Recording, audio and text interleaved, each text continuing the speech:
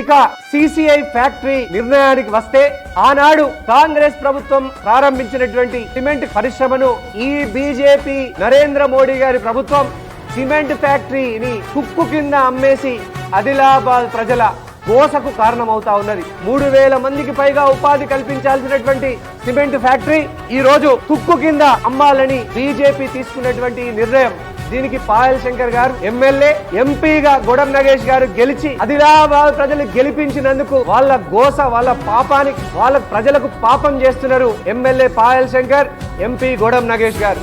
ఆదిలాబాద్ ప్రజలు ఎన్నో ఆశలతో, ఆకాంక్షలతో సిసిఐ ఫ్యాక్టరీ పునర్నిర్మాణం అవుతుందని మీకు అధికారం కట్టబెడితే, మిమ్మల్ని ఓట్లేసి గెలిపిస్తే BJP MLA Payal Shankar, MP Godam Nagesh కలిసి ఆదిలాబాద్ ప్రజలకు వెన్నుపోటు పొడిచింది. ఇదేనా మీ పద్ధతి?